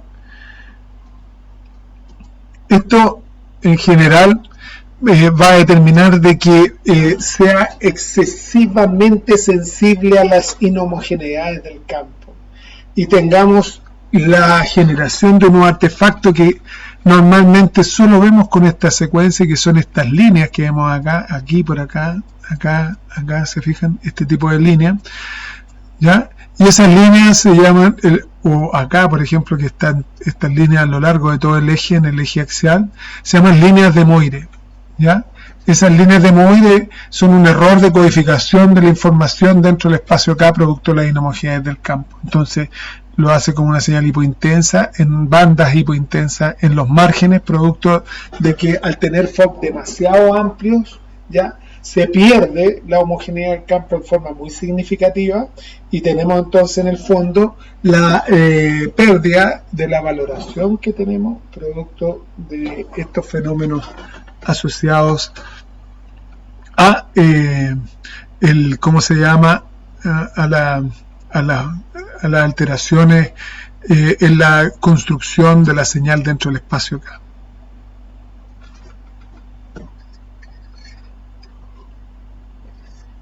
Pero ahora, en la perspectiva de la generación de señales, tenemos que, al contar nosotros con dos señales que provienen de la FIT y otro de los ecos refasados, vamos a tener que la relación T2-T1 es muy alta. La mayoría de los tejidos tienen una relación T2-T1 baja, ¿ya? El músculo, el hígado, el cerebro, la grasa tiene un poquito de mejor relación. Sin embargo, los líquidos, por ejemplo, tienen una relación T2-T1 muy alta. Entonces, la intensidad de señal va a estar relacionada con esta relación T2-T1, ¿ya? Y como es baja para tejidos sólidos, ¿ya? Vamos a tener que, podemos, producto del uso de ciertas técnicas, obtener un gran contraste, ¿ya? Aprovechando en el fondo la relación que hay en los líquidos, que es relativamente alta. Entonces, en este escenario esta es una de las estrategias que nosotros ocupamos para generar señal en estudios de enteroclisis por resonancia, ¿ya? Es decir, le damos mucho líquido al paciente, le damos un poquito de manitol para inhibir la absorción intestinal del agua, ¿ya? Y va a permitir poder estudiar en el fondo todo el comportamiento endoluminal producto de la distensión de las asas intestinales con la presencia del agua, ¿ya? Con manitol, y nos va a permitir estudiar también las paredes del intestino y además las estructuras extraluminales, vale decir, nos va a dar un patrón de sensibilidad para poder hacer estudios, por ejemplo, en el caso de enfermedad de Crohn, por ejemplo, que acuérdense que la enfermedad de Crohn es un fenómeno inflamatorio del tracto gastrointestinal que puede ser en cualquier parte, pero normalmente está más asociado al ciego, ¿ya? Y podemos valorar tumores, por ejemplo, un montón de información que podemos sacar a partir de esta estrategia, aprovechando esta alta relación T2-T1 en el agua. También tenemos que esta relación T2-T1 también es alta en la sangre, ¿ya? es decir, la sangre ahora se va a ver con hiperseñal. Entonces nosotros vamos a poder estudiar las cavidades cardíacas, por ejemplo, este es un eje corto, las cavidades cardíacas, en forma dinámica, es decir, vamos a ver latiendo el corazón y cómo se movilizan los protones dentro de la sangre, ¿ya? Y eso nos va a permitir, por ejemplo, estudiar jet o alteraciones en la dinámica de los fluidos dentro de las estructuras cardíacas, ¿ya? También podemos estudiar el comportamiento del piso pelviano a partir de que nosotros pongamos un poquito de gel aquí en el margen recto anal y hagamos que el paciente en forma dinámica expulse este gel y nosotros podamos ver en realidad o medir la relación que se establece entre la dinámica evacuatoria y esta línea que se llama la línea pubococcígea, que va a determinar cuánta distancia puede tener, por ejemplo, el margen anal de esta línea, porque pasado, por ejemplo, un descenso mayor a 2 centímetros, ya significa que el paciente puede tener un prolapso que puede ser rectal, vaginal o vesical, ¿ya? Entonces, en ese ámbito es súper interesante el uso de esta estrategia que nos permite, en el fondo, congelar el movimiento, ¿ya? También nos ofrece a nivel fetal muchísima información de cavidades cardíacas, donde en la mayoría de las secuencias que nosotros ocupamos no tiene mucha buena información del corazón, ¿te fijas? Entonces normalmente aquí nosotros echamos mano de esta estrategia para poder ver mucho mejor las cavidades cardíacas en un feto, a pesar de que es muy difícil de todas maneras, porque la contractilidad cardíaca en un feto es elevadísima, entonces las capacidades que podemos tener nosotros de congelar ese movimiento son bajas, ¿ya? Sin embargo, a nivel general nos permite estudiar muy bien las estructuras intraabdominales, por ejemplo, el hígado, los riñones, todas las estructuras que están relacionadas con ellas, el estómago, y además también tiene un perfil de sensibilidad muy elevado para poder discriminar sustancia blanca y sustancia gris. Recuerden que la mielinización es un proceso muy lento, ya que termina como los 20 años de mielinizarse el cerebro, y en la etapa del primer año es donde se produce la mayor cantidad de señales. Aquí normalmente uno se encuentra con las señales invertidas, que hay mayor cantidad de agua en la sustancia blanca en vez de en los citoplasmas de los somas neuronales. Entonces se invierte un poco la señal en las secuencias potenciadas en T2. Sin embargo, en esta secuencia T2 T1 uno puede observar un poquito mejor el patrón de maduración de la sustancia blanca a partir de las señales que se generan y de ciertos estándares que están fijados en la nomenclatura que se ocupa para hacer la valoración de este fenómeno. Además, por ejemplo, como es una buena estrategia, nos permite ver o valorar campos de visión que son un poquito más amplios, ¿ya? Y haciendo una valoración de todos los órganos que forman parte del cuerpo del niño, del cerebro, buscando algún tipo de alteraciones, ¿se fijan? Y en ese ámbito es muy importante y muy interesante la aplicación de esta estrategia en la secuencia. ¿Por qué? Porque nos permite un corte por segundo y congelar el movimiento del feto. Vale decir, la cineresonancia en general, la mayoría o si no todas están hechos con esta estrategia y no con otra.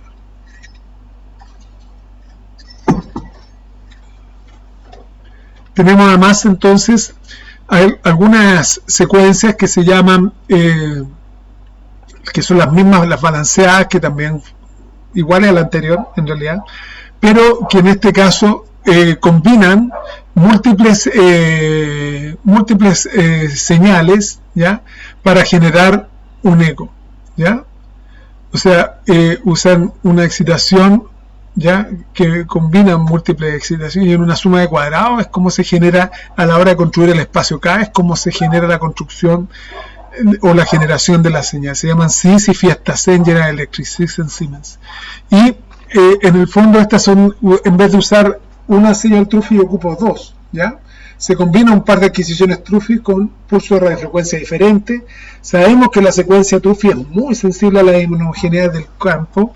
En particular, la fosa posterior es una estructura que es muy inhomogénea, muy heterogénea, ¿ya? Y genera mucho artefacto en ese aspecto. Sin embargo, en la generación de una señal que es MIP, ¿ya?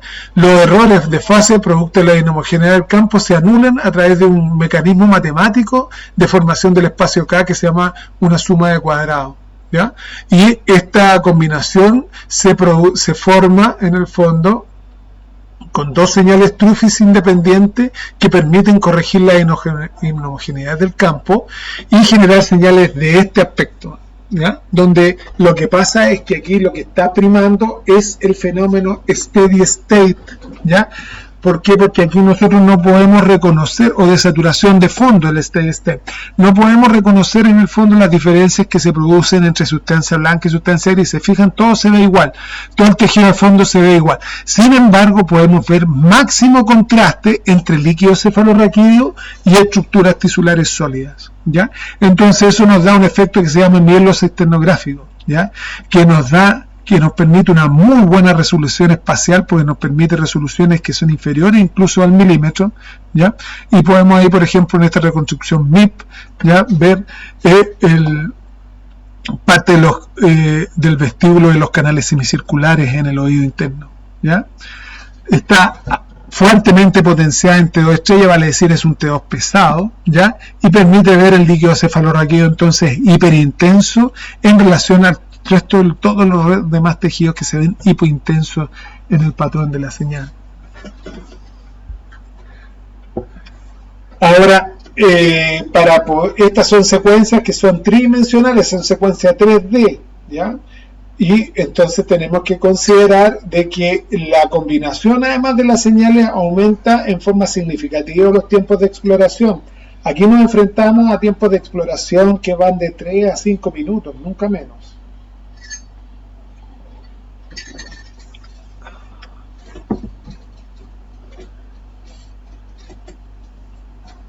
Ahora, recuerden ustedes que en las secuencias spin-echo, nosotros en las secuencias RARE, podíamos elegir en forma arbitraria dos tiempos de eco y con cada uno de esos tiempos de eco construir un espacio acá distinto a partir de este fenómeno de que podíamos segmentar la generación de señales, ¿ya? Y poder determinar con un solo pulso excitador dos tiempos de eco distintos, ¿ya? Un tiempo corto que me potenciaría en este caso densidad protónica y un tiempo largo que me potenciaría T2, ¿cierto? Esas son las secuencias duales en una familia de RARE, de la familia spin-echo. Sin embargo, aquí nosotros en las secuencias eco de gradiente también tenemos la posibilidad de obtener más de un eco, ¿sí? Varios ecos, ¿ya? No 256 como sí pasa en una secuencia eco-spin RARE, sino que aquí nosotros concursamos a obtener en el fondo unos cuantos ecos, 3 o 4 ecos, ¿ya? Entonces, a partir de que el decaimiento T2 estrella es demasiado rápido, nosotros no tenemos la posibilidad de poder concursar con tantos ecos distintos o diferentes, ¿ya? Cada uno de ellos va a tener un TI característico. Entonces, si nosotros seleccionamos en forma arbitraria dos tiempos de eco distintos, nosotros vamos a poder generar en el fondo dos imágenes o construir dos imágenes en el espacio acá distinto, ¿cierto?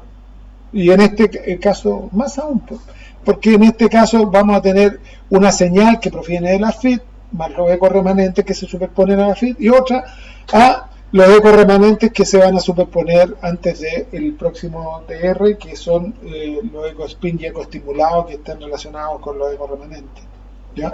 Entonces, en ese ámbito nacen las secuencias que se llaman DES, doble eco steady state, ¿ya? Y la señal está generada obteniendo los ecos de la FIT y los ecos remanentes en forma independiente, ¿ya? Y esto ahora no se produce o no se genera solo un eco antes del próximo TR, sino que ambas forman un eco, ¿ya? Un eco de la FIT y otro de los ecos remanentes.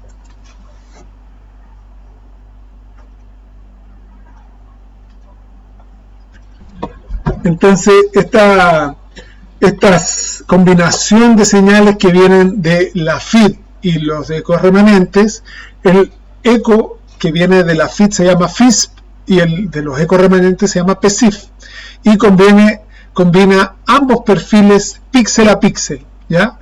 Lo cual permite mejorar en forma a partir de cierto fenómeno matemático, ¿ya? permite una mejora sustantiva en la relación señal-ruido, ¿ya? Los gradientes de codificación de fase y de corte se equilibran para mantener el steady state transversal en este caso, y las señales obtenidas son con los líquidos que se ven extremadamente brillantes en cada una de nuestras secuencias. ¿Se fijan?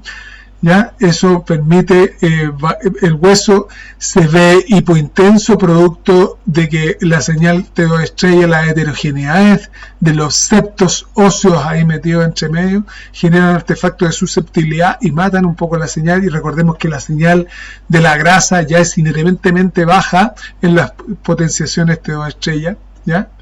Y lo que busca es lograr un alto contraste entre el hueso, el cartílago, ¿ya? Y el líquido sinovial que esté formando parte de la articulación. Se ocupa muy frecuentemente en muñeca, por ejemplo, para ver la indemnidad del fibrocartílago triangular. Se ocupa a nivel de la rodilla para ver y la cadera para ver articulaciones del cartílago articular.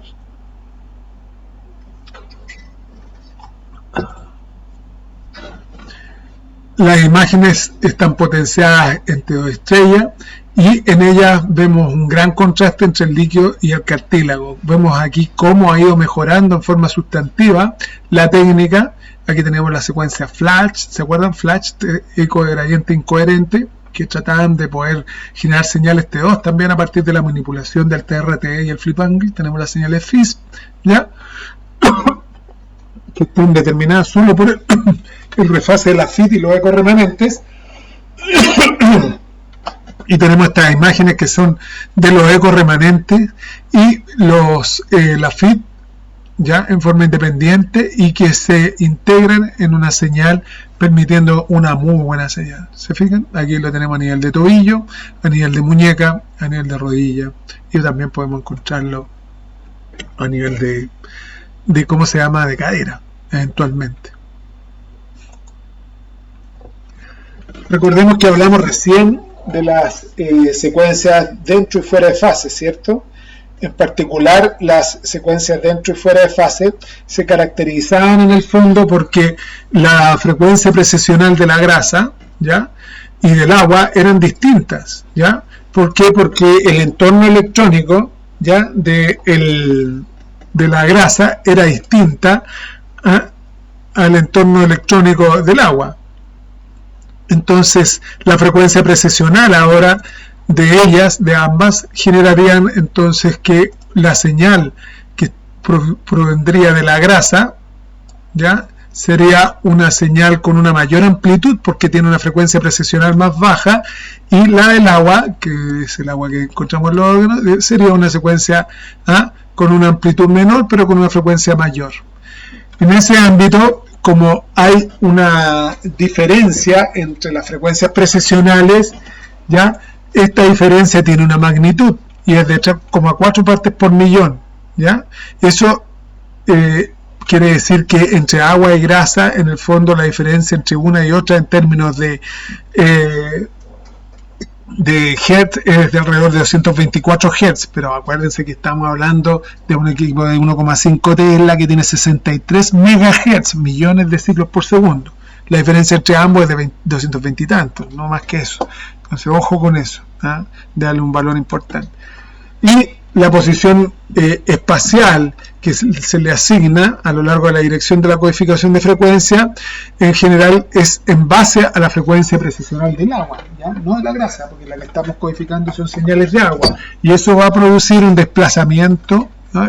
Un desplazamiento químico de la grasa sobre el agua, y eso va a producir entonces un artefacto de hiperseñal, ¿ya? Cuando agua, ¿ya? Grasa y agua se encuentren en fase, ¿ya? O en su efecto nos encontremos con el fenómeno de que estén fuera de fase y predomine un fenómeno destructivo de las señales que se generan a partir de los protones de agua. Entonces va a generar este tipo de artefacto, ¿ya? Que nosotros lo vamos a poder observar hacia las relaciones de alta frecuencia, donde va a predominar el fenómeno aditivo, ¿ya? O sea, mientras mayor es la frecuencia, es mayor el fenómeno aditivo, y mientras menor es la frecuencia, es mayor el fenómeno destructivo, ¿ya? Que es el artefacto que es análogo a lo que estamos viendo acá y acá. Entonces, el fenómeno lo vamos a ver hiperintenso o hipointenso, ¿ya? En la frecuencia baja el artefacto va a ser hipointenso, ¿ya? Entonces, lo vamos a ver como un vacío de señal. Y acá lo podemos ver entonces en una codificación de un tiempo eco fijo, y vemos que aquí predomina el efecto de hipointensidad, y aquí vemos hiperintenso, y aquí vemos hiperintenso acá, y aquí vemos hipointenso, ¿ya? Vemos cómo podemos ver ese artefacto que se llama desplazamiento químico, ¿ya? Eso es un artefacto que va en desmedro de la señal que se genera a nivel de los tejidos, ¿cierto? Perturba la valoración. Sin embargo, si uno ocupa ya en forma dirigida y potencia el efecto destructivo y busca que se exprese el fenómeno destructivo, esto nosotros lo vamos a poder determinar a cierto o a determinado tiempo de eco. Y ese determinado tiempo de eco es alrededor de los 2,2 milisegundos, ¿ya? Entonces va a generar este tipo de señales, ¿ya? Que es como una señal en tinta china. Se fijan que todos los límites tisulares entre grasa y agua van a tener un artefacto que va a permitirnos a nosotros determinar mejor anatómicamente cuáles son los paquetes musculares que están predominando, ¿cierto? Vasto interno, por ejemplo, vasto externo, etcétera, etcétera, ¿cierto? Aquí están las cabezas de los gemelos, ¿ya? Entonces, aquí es muy importante en el fondo, y nos va a permitir generar una discriminación, ¿ya? Que, si bien es cierto, no es una estructura verdadera y solo se va a dar en aquellos voxeles donde haya una relación de agua y grasa relativamente similar, ¿ya? Cuando nosotros tengamos que solo haya agua o solo haya grasa, no es que el artefacto no se dé, sino que los porcentajes en los cuales se da el artefacto, porque aquí va a haber muy poquita agua y aquí va a haber muy poquita grasa, no van a ser análogos, y va a predominar el efecto de la expresión, ya sea de la grasa o del agua. Solo lo vamos a ver en aquellos voxeles donde la relación entre agua y grasa sea relativamente análoga, más o menos en la misma proporción, ¿ya? Y eso va a poder determinar en el fondo la aparición de estas señales, ¿ya? Entonces, en el momento del fuera de fase, las señales de la grasa y del agua, como dijimos, se encuentran fuera de fase. Si nosotros vemos estas curvas, ahí podemos determinar que aquí están fuera de fase y aquí están en fase, ¿ya? Recordemos que producto del uso de del algoritmo matemático, ¿ya? Que nos da la transformada de Fourier, nosotros podemos descomponer después todas estas frecuencias en frecuencias complejas, y nos va a permitir en el fondo discriminar de dónde provienen las frecuencias que van a caracterizar cada línea dentro del espacio K, ¿ah? A partir de que en cada paso de codificación de frecuencia nosotros lo que vamos a hacer en el fondo es aplicar la transformada de Fourier. En ese ámbito nosotros vamos a poder obtener señales que están asociadas, o imágenes que estén asociadas al fuera de fase, que se caracterizan, que se toman a los 2,2 milisegundos, como vemos acá, ¿ya? Y que están relacionadas con que la interfase entre agua y grasa están como delineadas por tinta china. Entonces los órganos se ven como con ese artefacto de tinta china, ¿se fijan? Otro factor importante aquí está relacionado con que satura la grasa que está asociada a la grasa intracitoplasmática, entonces satura el hueso, ¿ya? El hueso nosotros lo vemos con menos señal que la que normalmente lo vemos, ¿ya? Y el en fase, es decir, lo vamos a obtener a los 4,4 milisegundos, y aquí no se observa el artefacto de desplazamiento químico de segundo orden, es decir, no vemos esta interfase entre agua y grasa como una línea, ¿ya? Tampoco se satura la grasa intracitoplasmática, vale decir, no saturamos el trabeculado óseo aquí, por ejemplo, o si el paciente tuviese una esteatosis hepática, ¿ya? Esto nos va a permitir a nosotros, en el fondo, que dar un perfil de sensibilidad relacionado con la alteración de señal que se produce, por ejemplo, a nivel hepático, ¿ya? De algunas patologías que alteran su representación tisular, como lo son, por ejemplo, el que nosotros tengamos una alteración a nivel del fuera de fase, ¿ya? Es decir, una disminución o una caída de la señal del hepatocito en el fuera de fase, que va a traducir la presencia de esteatosis hepática, ¿ya? O una alteración significativa de la señal en fase, con una caída mucho mayor al fuera de fase en el en fase, que está asociado a la hemocromatosis, que es una disminución significativa de la señal, es decir, acumulación de fierro en el hepatocito. En una tenemos alteración de grasa, es más influyente, fíjense ustedes, en el fuera de fase que en el en fase, ¿ya? Sin embargo, en la hemocromatosis también hay alteraciones en el fuera de fase, sin embargo son mucho más significativas las alteraciones que se producen en el en fase, ¿ya?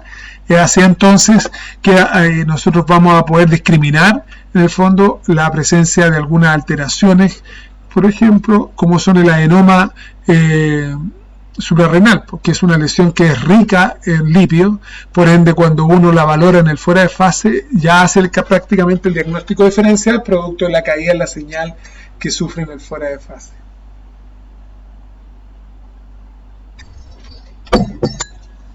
En ese contexto ahora nosotros también podemos ocupar esta estrategia, ¿ya? de poder hacer una valoración en el fondo del comportamiento del tejido óseo, es decir, del hueso trabecular, ¿ya?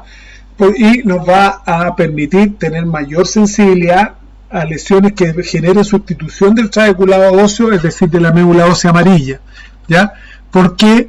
Porque tenemos que nosotros en el fuera de fase la grasa se satura, se fijan, se satura la grasa en los cuerpos vertebrales, que son normales.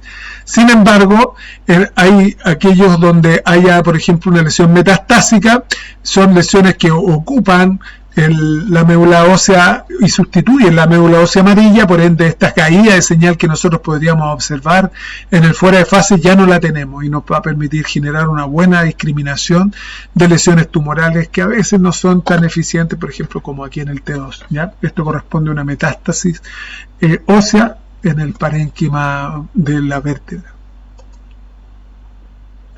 Entonces, en función de si estamos en fase como fuera de fase, nosotros vamos a tener mayor o menos señal. Y eso nos va a permitir en el fondo discriminar y poder determinar potenciaciones en relación a secuencias duales, como dijimos, que están relacionadas con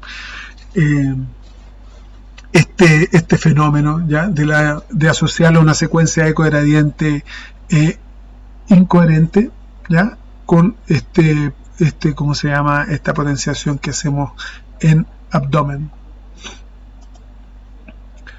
Las secuencias multifit, ¿ya? Es que en el estudio, por ejemplo, de médula, se obtienen por lo menos 3 o 4 ecos por cada pulso excitador, ¿ya?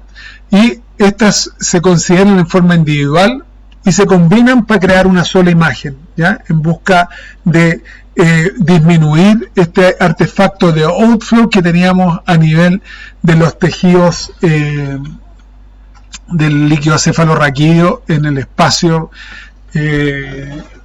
intratecal, ¿ya? Entonces, esto permite en el fondo disminuir en forma muy significativa el artefacto de flujo de líquido cefalorraquídeo que observamos en las secuencias convencionales Spineco T2, por ejemplo. Se caracteriza porque también nos permite una muy buena visualización de la arquitectura, porque si yo miro un poquito más en profundidad a nivel medular, yo veo los cuernos anteriores y los cuernos posteriores, ¿se fijan? Y veo muy bien la relación. Donde tengo pérdida un poquito de información es a nivel del tejido óseo, producto de la saturación que se genera en ese lugar. A esta secuencia nosotros las vamos a llamar secuencias en Siemens, se llaman MEDIC, en GE se llama Merge y en Philips se llaman M-Faz-Fileco. Y son secuencias dirigidas básicamente a hacer cortes a nivel cervical, porque es donde tiene mayor impronta este artefacto de pérdida de señal por el outflow, está en función de ese ¿cómo se llama? Ese segmento anatómico, ¿ya? A nivel dorsal pierden un poco de efectividad producto de los movimientos del latido cardíaco, que influye mucho sobre la calidad de la señal obtenida.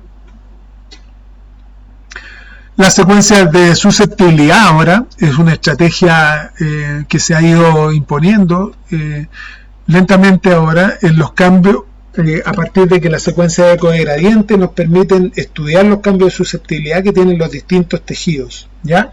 Y en ese ámbito nos va a permitir estudiar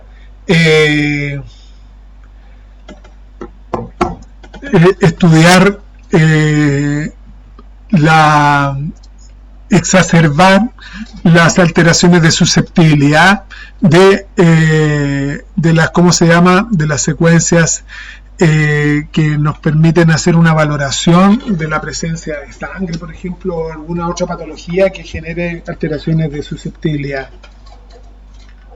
¿Ya?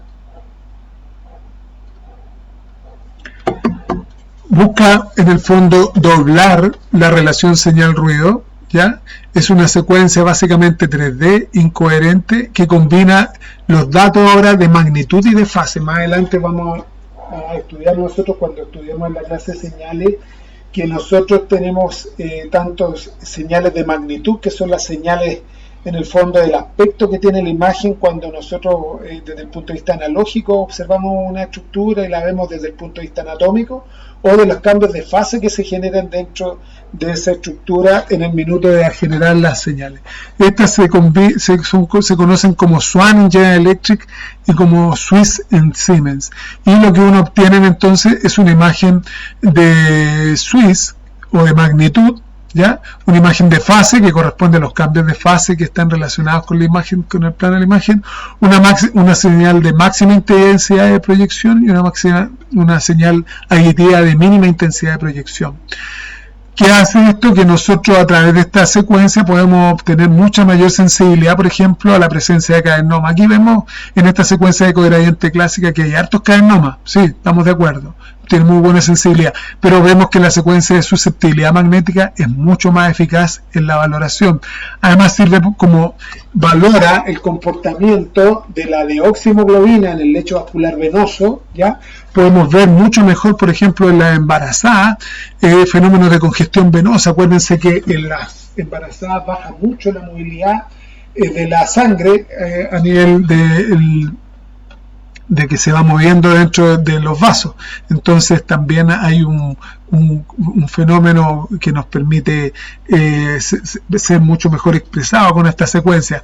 Cuando nosotros, por ejemplo, tenemos fenómenos desaceleratorios, por ejemplo, daño axonal difuso, que son microhemorragias en los territorios córticos subcorticales. ¿Se acuerdan que los fenómenos de daño axonal difuso categorizados, clasificados como tipo 1 son en la zona córtico subcortical, en donde se une el axón al soma neuronal y se cortan estas relaciones y se cortan los vasitos y tenemos microhemorragia en ese lugar? Nosotros con dificultad lo podemos ver a veces en las secuencias de infusión o flare, ¿ya? Sin embargo, aquí vemos mucho mejor expresado esta alteración del daño axonal difuso producto de los fenómenos de desaceleración, ¿ya? Y nos permite una mejora sustantiva de la arquitectura venosa en relación a cualquier otra secuencia, ¿ya? Ahora una secuencia híbrida que nosotros vamos a ocupar ahora de aquí en más con mucha frecuencia es una secuencia que vamos a llamar Ultra Fast Gradient, ya que es una secuencia en el fondo turbo eco de gradiente en Siemens, o Fast Gradient en General Electric o OT1, y MP-Range si es para 3D o Bravo para si es General Electric, ¿ya? ¿En qué consiste esto? consiste ahora que se envía antes de toda la aplicación del pulso alfa excitador y los pulsos refasadores, se envía un pulso inversor de 180 grados a la muestra, ¿ya? Y la adquisición se efectúa mientras se alcanza el estado estacionario, es decir, utiliza TR y TE muy cortos, ¿ya? Y tiene un módulo de adquisición de datos que es muy parecido a lo que nosotros tenemos en las secuencias ecoherentes convencionales, ¿ya? Esto va a generar que alcancemos mucho mejores contrastes a nivel de T1, ¿ya? Permite en el fondo la supresión de diversos tejidos en función del tiempo de preparación que tengamos, en función del TI, ¿ya? Nosotros podemos obtener la saturación en forma dirigida de algún tejido, ¿ya? Y los TI serán más cortos en función de que hay menos magnetización longitudinal, pues entonces se produce más rápido el fenómeno, ¿ya? Y aquí que esto a nivel, por ejemplo, del estudio del cerebro, nosotros lo podemos ver en adquisiciones 2D como esta, por ejemplo, donde tenemos una máxima disquisición o máxima diferenciación entre sustancia blanca y sustancia gris. Es realmente impresionante las diferencias a nivel tisular que se generan, ¿ya? Y a nivel 3D es la construcción de un volumen ahora en un esquema tridimensional del espacio K que se conoce como T1 MP-RAGE, ¿ya? El VIVE, que es una secuencia volumétrica interpolada con suspensión de la respiración durante la adquisición, también se ocupa un pulso inversor también, y después vemos una cadena de pulso alfa que van a generar una mejor resolución temporal y una mejor ponderación en T1 con saturación grasa durante una apnea, ¿ya? También podemos tenerla con una preparación tisular distinta, es decir, que parta con un pulso excitador, un pulso refasador y otro pulso excitador, y después parte el ciclo de pulso alfa, y en ese caso lo que vamos a tener nosotros es un contraste de dos. Esta secuencia se ocupa un poco en general en el fenómeno de generación de señales, ¿ya? Bueno, aquí vamos nosotros, estudiantes de Tecno, muy entusiastas cuando partimos nuestra carrera. Sin embargo, aquí en cuarto año, enfrentado a estas nuevas técnicas, vemos que en realidad se nos complica un poco la cosa, ¿no? Vamos a hacer un pequeño break, chicos, unos 15 minutos, antes de poder seguir con la próxima clase.